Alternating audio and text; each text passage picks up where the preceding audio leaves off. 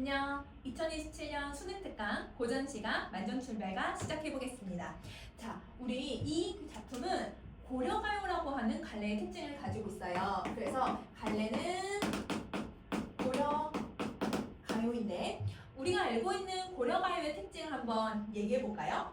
우리 3, 군, 수라고 하는 특징을 가지고 있는데요. 고려가요는 대부분 이제 음보율, 3음보의 형식을 가지고 끊어읽기 단위가 계속 반복되면서 운율을 형성해 주기도 하고요. 그 다음에 구년체라고 해서 연이 구분되어 있는 형식을 가지고 있고, 수련구가 계속적으로 반복되면서 운율을 만들어줍니다. 자, 고려가요는 구전이 되었기 때문에 이러한 특징들이 잘 드러나는 갈래인데요. 이 작품 같은 경우는 고려가요의 특징도 나타나기도 하지만 3음보의 형식보다는 4음보의 형식이 두드러지게 나타납니다.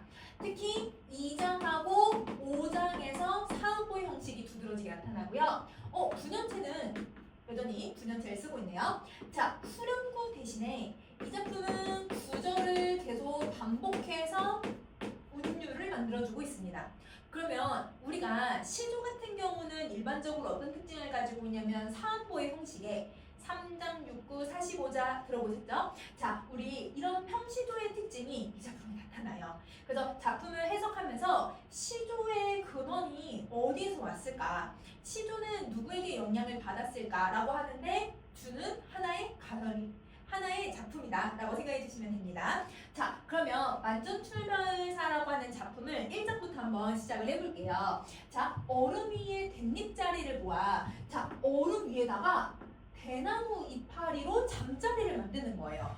근데 여러분, 우리 바깥에서 그냥 노숙 안 해보셨죠? 여러분, 만약에 노숙을 한다고 생각을 해볼게요. 밖에서 추운 날 밖에만 있어도 너무 춥잖아요. 근데 거기서 잠을 잤다? 와, 너무 추울 것 같아요. 근데 여기서는 그 상황에서 더 극한의 상황을 만들어서 얼음 위라고 표현을 하고 있잖아요. 그래서 이 얼음이라고 하는 거는 극한의 상황을 설정하고 있는 겁니다.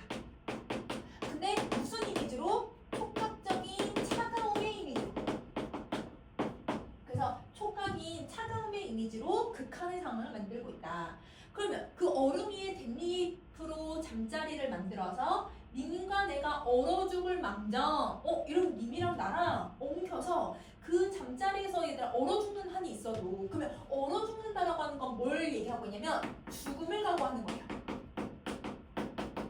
그러면 이렇게 죽음을 각오한다 하더라도 근데 여러분, 두 번째 행은 또 반복이 되고 있죠. 계속해서 구절을 이 작품은 반복해서 제시해주고 있습니다.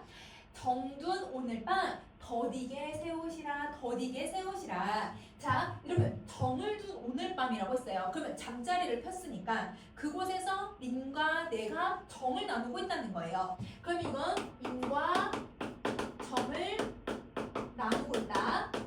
그러면 이 정을 나누었을 때 님과 내가 함께 열정적으로 사랑을 하고 있는 거야. 그래서 이 구절을 우리는 뜨거움의 이미지가 나타난다, 열정적이다 라고 표현을 하는 거죠. 그래서 이 둘의 사랑과 열정이 드러나기 때문에 이거에도 촉각적인 이미지인 뜨거움의 이미지를 표현을 해주는 거예요. 그러면 얼음이 아무리 춥고 극한의 상황이 온다 하더라도 나는 님과 함께 오늘 보낼 수만 있다면 나는 죽음을 각오하겠다, 이렇게 얘기를 하고 있는 거예요. 그러면 여기서 이 두 가지의 얘들아 차가움과 뜨거움의 이미지가 비교가 될 수밖에 없죠. 그래서 대비가 되면서 이 글의 주제가 너무 잘 드러납니다. 화자는 죽음을 각오하더라도 이 사랑을 지켜내겠다라는 의지를 드러내고 있는 거예요. 그러면 여기서 화자의 태도를 정리해보자라고 하면 사랑을 지키고 싶은, 이 님과 함께하고 싶은 의지가 드러난다 라고 생각해 주시면 되죠. 자, 여기도 더디게 세어라, 더디게 세웠으면 좋겠다라고 해서 계속 반복을 해주고 있죠. 자, 이렇게 구절을 반복을 해주고 있는데 이때 화자는 시간이 더디게 갔으면 좋겠다라고 생각을 하는 거예요. 그러면 화자는 시간을 우리는 조정할 수 있어요, 없어요? 시간을 우리는 조정할 수가 없잖아요. 시간을 조절하거나 우리가 시간을 늦게 가게 만들거나 빠르게 흐르게 만들거나 이렇게 할 수가 없는 건데, 그거를 화자가 주관적으로 해석을 하기 시작을 하는 거예요. 그래서 화자는 이 시간을 주관적으로 해석해서 인식하고 더디게 갔으면 좋겠다. 님이랑 더 오랜 시간 함께 하고 싶은 의지이기도 하지만 화자의 소망이 두드러지게 나타난다 라고 생각해 주시면 되죠. 자, 그러면 1장에서 여러분 화자는 님과 내가 극한의 상황에 놓인다 하더라도 죽음을 불사르더라도 나는 님과 함께 하겠다라고 얘기하고 있는 작품입니다. 자, 그러면 이때 이 얼음 위의 댄잎자리라고 하는 곳은 극한의 상황이기도 하지만 화자에게 여러분 이 둘이 사랑을 나누는데 방해하는 역할을 하고 있는 거거든요. 그래서 선생님이 여기 방해물이라고만 하나만 더 정리를 해두겠습니다. 자, 여기까지 정리하셨으면 2장으로 한번 가볼까요? 자, 2장은 경경이라고 해요. 그러면 이 경경은 뒤척뒤척 되는 거예요. 뒤척뒤척. 근데 여러분 언제 뒤척뒤척 해요? 우리 침대에 딱 누워가지고 뒤척뒤척 잠이 안 올 때 뒤척이죠. 그러면 화자는 잠을 자고 있는 상황이구나 라고 생각해 주시면 될 것 같아요. 자, 고침상이라고 하는 뜻은 아래 뜻풀이에 나와 있어요. 그러면 요거는 뜻풀이를 확인하셔도 되지만 여러분 요 한자 고라고 하는 한자는 나의 정서를 드러낼 때 자주 쓸 수 있는 한자이기 때문에 요 한자는 좀 눈여겨봅시다. 이 고자는 외로운 고자예요.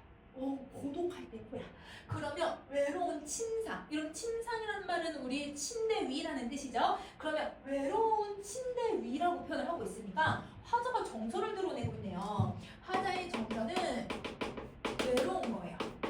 자, 근데 우리 외로움이라고 하는 정서를 느낄 때는 여러분 대부분 내가 사랑하는 사람이 내 곁에 있을 때 외로움을 느끼나요?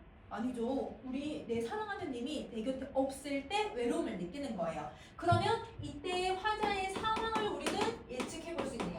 김의 부재.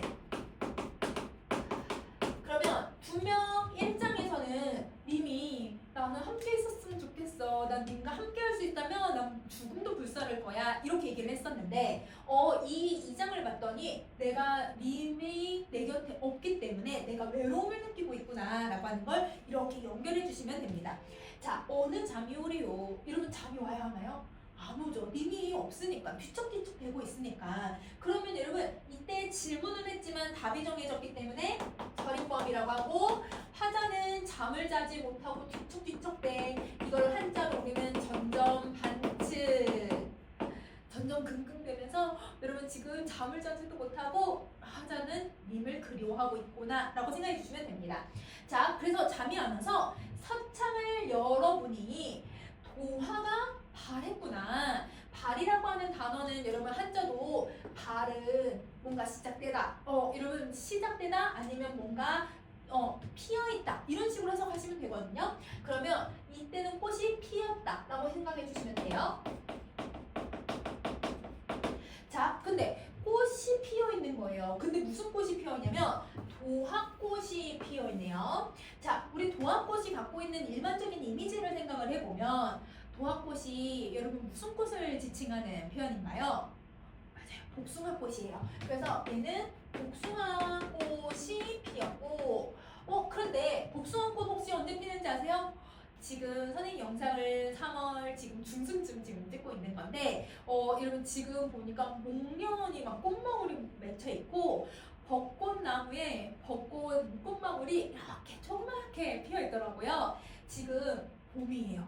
그래서 여러분 이 복숭아꽃도 딱 요맘때 이렇게 봄에 피어납니다. 그러면 봄에 화자는 잠을 이루지 못하고 님을 그리워하고 있는데 창문을 열고 딱 봤더니 꽃이 피어 있는 거예요. 근데 이 꽃이 아름답게 피어 있는데 도화는 시름이 없어서 걱정이 없어서 소춘풍한다 소춘풍한다 봄바람에 웃는다 봄바람에 웃는다라고 표현을 하고 있습니다. 자, 그러면 여러분 우선은 여기 반복을 쓰고 있고요. 뭐마 도다 뭐마 도다라는 표현은 그쵸 영탄 감탄 영어가 들어갔으니까 영탄법을 사용을 하고 있어요. 그런데 여러분 도화가 웃을 수 있어요 없어요? 없죠. 그러면 도화를 의화시켜서 작품을 드러내고 있는데 그러면 한번 정리를 한번 해봅시다. 자, 도화꽃이라고 하는 꽃은 지금 봄이 오니까 웃음이 나요. 그래서 얘는 봄을 즐길 수 있죠. 자, 봄을 즐길 수 있는 여러분 그 이유를 한번 생각을 해볼까? 그 이유는 뭐가 없대요 여러분? 시름이 없대요.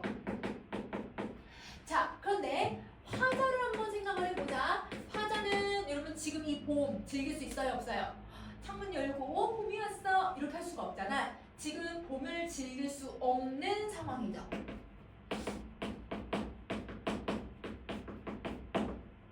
자, 봄을 즐기지 못하는 이유를 한번 생각해 봅시다. 왜요? 너무 외롭죠. 외롭고 너무 슬프고 그립고 이 시름이 계속 많은 거예요. 그래서 이 화자는 시름이 많은 상태이기 때문에 그래서 봄을 즐길 수가 없는 거예요. 그러면 이 꽃을 보니까 와, 꽃아 너는 아무 근심 걱정이 없어서 너는 웃고 있네? 나는 그러지 못한데 나랑 너랑 정말 반대구나. 그래서 여기서는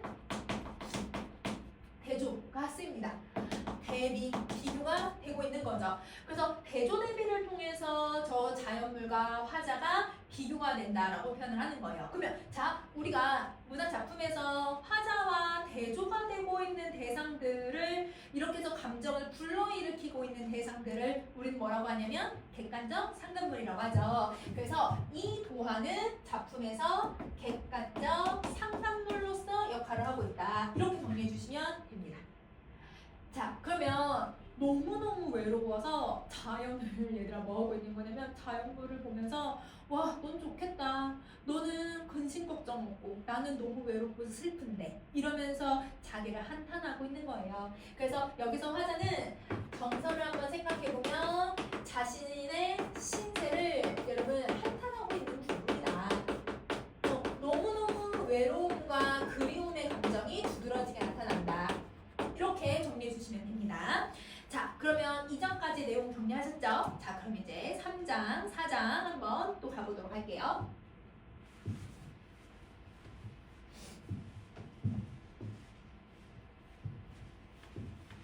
자, 3장. 넋이라도 님을 한대라고 하는 뜻인데요. 여러분 이 한대라고 하는 뜻을 좀 기억을 해주시면 좋을 것 같아요. 한대라고 하는 건 고전 시가에서 한대 묶어서 이런 말도 지금 쓰기도 하지만 여러분 이게 한대라고 해석을 하면 여러분이 이해하기 쉬울 것 같아요. 그래서 함께 자, 넋이라도 님과 그러면 여러분 님을 한대라고 하면 조금 어색하니까 님과 함께라고 해석을 하면 조금 더 자연스러울 것 같아요. 님과 함께 지내겠다고 나는 그렇게 여겼는데 넋이라도 님과 함께 지내기를 그렇게 될 거라고 여겼는데 그러면 여기서 화자는 또 반복을 하잖아요. 근데 이 반복의 내용을 한번 살펴보면 화자의 이 사람의 바람이 들어가 있어요. 님과 함께 하길 바라는. 그래서 여기서 화자의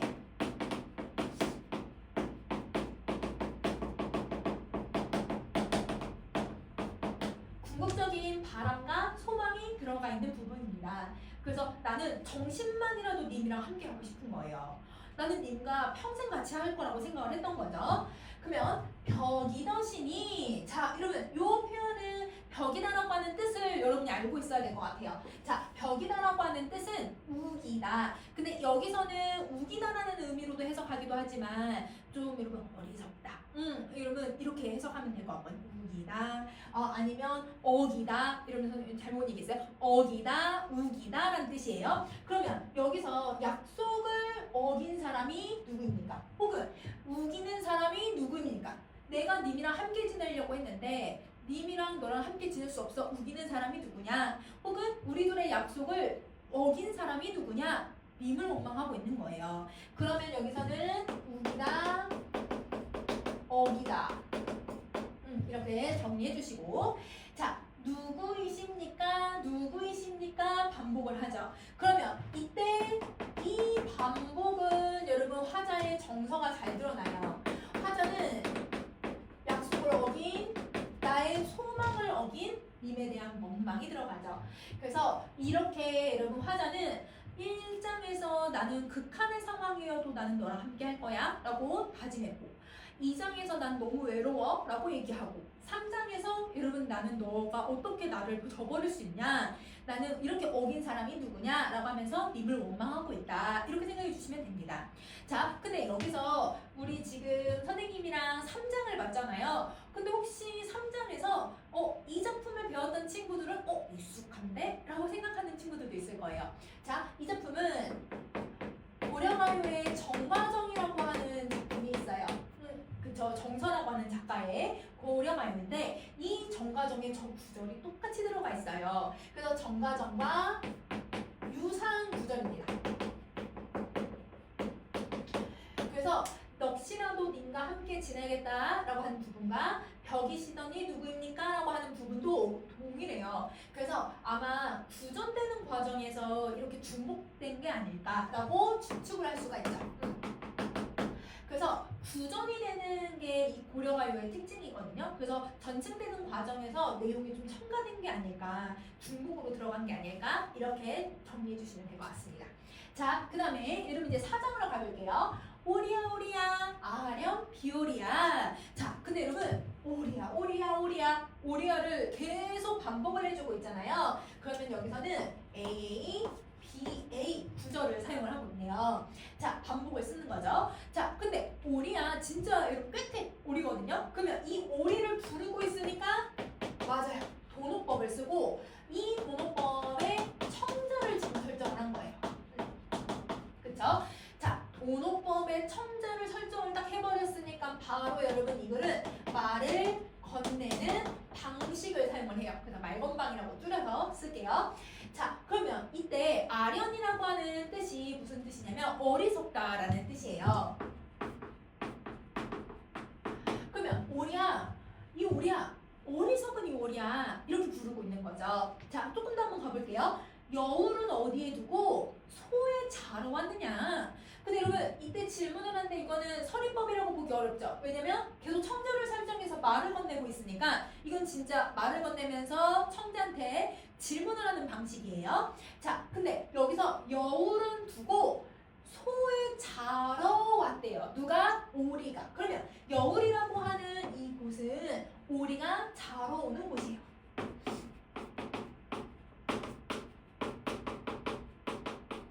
그런데 이곳은 두고 소로 갔다고 했잖아요. 이게 오리가 자러 오는 곳 두 번째 공간입니다. 자, 여러분 소라고 하는 한자 여러분 읽을 수 있어야 돼요. 이번 수능 특강에는 이 한자가 좀 많이 들어가 있더라고요. 자, 여러분 이 소는 옆에 물수변이 들어가 있잖아요. 그러면 물이라고 해석해 주셔도 되고 그냥 연못이라고 해석해 주셔도 됩니다. 그러면 여울이라는 단어도 여러분이 모르는 친구들도 있겠지만 여울은 여러분 이제 흐르는 냇물, 조금 이제 거세게 흐르는 물이라고 생각하시면 되거든요. 그러면 이렇게 거세게 이렇게 흐르는 그 물은 어디다 두고 너 왜 연못에 자러 왔니? 이렇게 탓하고 있는 거예요. 자, 그냥 갈게요. 이 소마저 얼어버리면 여울에 와도 좋으니 여울에 와도 좋으니 그러면 여러분 이때 이 여울이랑 소라고 하는 공간은 여러분 단순히 우리가 자러 가는 공간은 아닌 거예요. 여기서는 여러분 비유의 방식을 쓰고 있는 건데요. 자, 우선은 오리라고 하는 대상을 여러분 이제 한 사람이라고 생각을 해보고 여러분 이 한 사람이 여기 여울에도 갔다가 소에도 가고 있는 상황이라고 생각을 해볼게요. 지금 우리 앞에 상황이 무슨 상황이냐면 내가 님에 대한 그리움과 님에 대한 사랑을 얘기하고 있었잖아요. 그러면 여기서 오리와 여울과 소는 무슨 관계라고 생각해주면 되냐면 우리 여러분 막장 드라마에 자주 나오죠. 삼각관계. 맞아요. 삼각관계인 거예요. 그래서 오리는 한 사람이 여기도 갔다가 여기도 가고 있으니까 이거는 내가 사랑하는 님인 거예요. 그리고 여울이라고 하는 곳은 이곳을 어디 두고 소로 갔잖아요. 그러면 지금 화자는 님이 내 곁에 없는 상황이니까 이미 부재해 있죠. 여울에 오리 있어요? 없어요? 여울은 오리가 없죠. 그러면 이 여울이 님의 부재를 느끼는 대상인 거예요. 그럼 누구냐면 맞아요. 이게 화자예요. 그러면 여기서 소는 여러분 이 사랑하는 내 님이 나를 버리고 다른 사람한테 간 거잖아. 그래서 이게 다른 여성이 되고 나랑 사랑을 두고 싸우는 연적이라고 생각하면 되는 거죠. 그래서 이 글은 삼각관계에 대해서 이야기하고 있는 부분이에요. 그러면 이때 화자가 누구한테 얘기하냐면 오리한테 얘기하잖아요. 뭐라고 얘기하냐면 야 오리야 너 여기는 두고 왜 저기 가? 나는 두고 왜 다른 여자한테 갔어? 이렇게 얘기를 해. 그러면 이때 이 말투는 여러분 친절하게 말하는 게 맞을까요? 아니죠. 야 너 왜 그래? 너 행실 똑바로 해? 이런 의도잖아요. 그래서 여기서 화자의 태도를 생각을 해보면 이 상대방의 님에 대한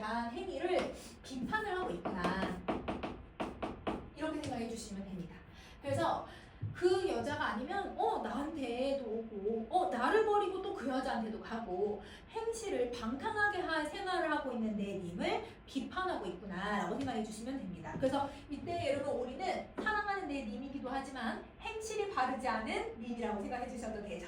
자, 그러면 여러분 화자의 이런 사연 쉽지 않네요. 그쵸? 자, 그럼 이제 5장하고 여러분 6장을 한번 살펴볼 건데 5장하고 6장은 이번 수능 특강에는 들어가 있지는 않아요. 그런데 수능 특강에 들어가 있지 않은 부분도 여러분 연계돼서 나올 수가 있기 때문에 그래서 5장과 6장까지 같이 한번 설명을 해보도록 할게요. 자, 남산의 자리를 보아 옥산을 베어 누워 금수산 여러분 이거는 주어법칙을 적용하고 여러분 비읍에다가 의가 오면 우로 읽어야 돼요. 자, 그러면 여러분 우리 초성에 미은이 오는 경우들은 여러분 주어법칙을 적용해서 안 읽으면 조금 더 쉽고요. 그 다음에 미음과 비읍과 피읍 뒤에 입을 할 때 의가 오면 이때 의를 우로 읽는 원순모음화를 적용해서 읽을 거예요. 그러면 제 지금 글자는 미불이라고 하는 애가 얘는 안 읽을 거니까 그 다음에 비읍에 의가 왔기 때문에 불 이렇게 읽으시면 돼요. 그러면 금수산 이불 안에 사양각시를 안아 누워 라고 표현을 해요. 그럼 잡으세요. 자리를 보고 그 다음에 베어 눕고 이불 안에 안아 눕고 있어요. 그러면 지금 무슨 상황을 얘기하고 있냐면 잠자리에 대해서 이야기를 하고 있어요. 그러면 여러분 진짜 남산에다가 잠자리를 까는 게 아니잖아요. 그럼 이 남산은 비유법인 거예요. 남산은 뭘 얘기하고 있는 거냐면 우리 온도, 바닥, 따뜻한 바닥에 자리를 딱 펴놓고 옥산을 베어 눕네. 여러분 산을 베고 누울 수 있어요? 없어요? 아니죠. 산을 베는 게 아니라 베개를 베는 거예요. 그렇죠? 이거는 옥베개. 옥으로 만든 옥베개 베어두어. 금수산 여러분 산을 이불로 이렇게 덮을 수 있어요? 없어요? 아니죠. 그러면 이 금수산은 여러분 자, 이 금수가 지금 한자가 안 들어가 있지만 금수라고 하는 뜻은 여러분 이제 고전 시가에서 자주 쓰이는 단어 중에 두 가지 의미가 있어요. 비단, 짐승. 그러면 여기서는 여러분 짐승산을 앉는다 이렇게 앉는다 이렇게 좀 어색하잖아요. 이거는 비단이라고 해석해 주시면 돼요. 그러면 얘는 비단 이불인 거죠. 그러면 온돌바닥에 옥베개를 베고 그 다음에 비단 이불을 딱 덮은 다음에 사양각시를 안아 누워 있대요. 그러면 여기서 사양각시가 뭐냐면 사양은 여러분 이제 사향주머니라고 해서 이게 향주머니예요. 향이 아름답게 나는 남을 유혹할 때 이런 주머니를 차고 다녔다고 하네요. 그래서 여러분 사양각시는 아름다운 여성. 그러면 이때 아름다운 여성이니까 여러분 이제 화자라고 생각해주면 되겠죠. 그러면 님이랑 나랑 온돌 바닥에 옥백에 누워서 이불 딱 덮고 이 님이 나를 딱 안아가지고 다시 또 반복, 그쵸? 네, 넘어갈게요. 자, 약된 가슴을 맞춰옵니다. 맞춰옵시다. 자, 그럼 여러분 여기서 약된이라고 하는 게 뭐냐면 사양각시의 사향을 아까 향주머니를 가지고 있다고 했잖아요. 이건 사향이에요. 사향.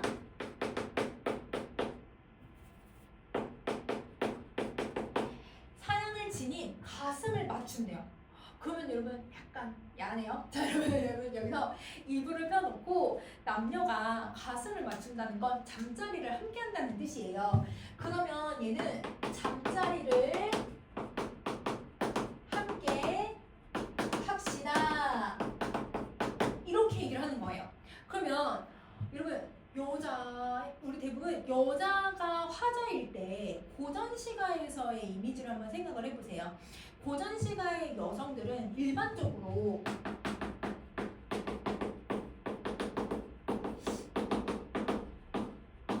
자, 여성 화자일 때는 여러분 소극적이고 뭔가 지고지순하고 그쵸?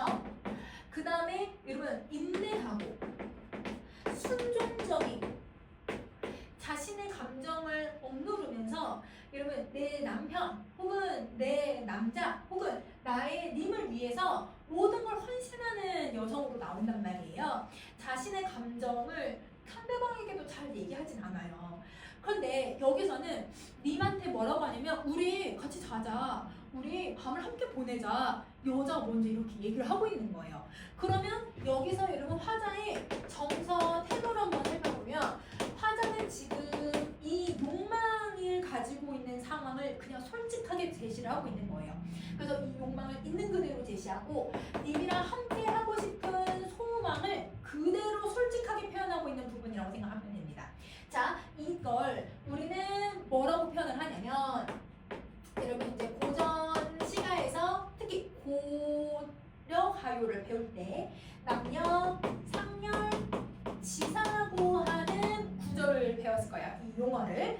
여러분 이 용어의 뜻이 뭐죠? 남녀의 관계를 솔직하고 직접적으로 표현하는 제시하는 가사를 우리는 남녀상렬지사라고 해요.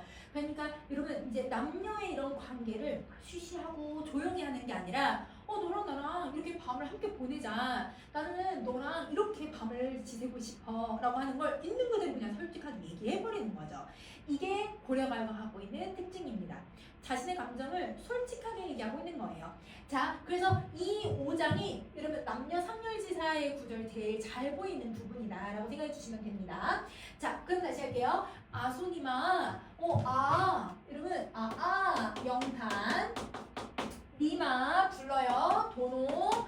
그리고 니말 계속 어떻게 하고 있냐면 여러분 그쵸 계속 청자를 설정해서 말을 보내고 있습니다. 자, 니마 원대 평생에 여일 줄 모르옵세. 자, 여러분 원대 여러분 내가 아주 먼 대가 지나도 평생 동안 여의지 않았으면 좋겠다. 그러면 여러분 쉽게 말하면 이 세상 영원히 지금 영원히 이런 의미라고 생각해 주시면 돼요. 네. 하얀색 옷 있어요. 다시 영원히 평생 여희다라는 건 이별하다라는 뜻이죠. 이별하는 걸 삶은 것을 몰랐으면 좋겠습니다.